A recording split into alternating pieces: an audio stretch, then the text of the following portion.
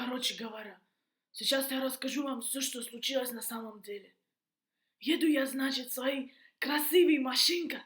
Как вдруг я не заметил, понимаешь, брат, бывает такое. Я не заметил, что красный свет на дороге.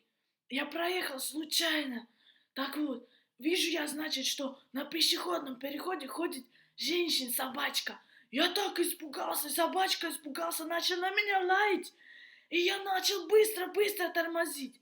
Так вот, и значит, я уже затормозил, как вдруг, ни с того ни с сего, мне в зад прямо врезался этот Hyundai Getz. Короче, он расстояние нормально не держал. И значит, когда я остановился, он мне как врезался, собачка остановить, задницу мне машин все раскурочить. Короче говоря, да, я случайно проехал, но собачка, это я не виноват, понимаешь?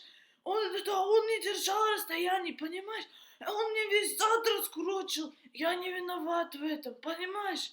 Короче говоря, вот так все было на самом деле.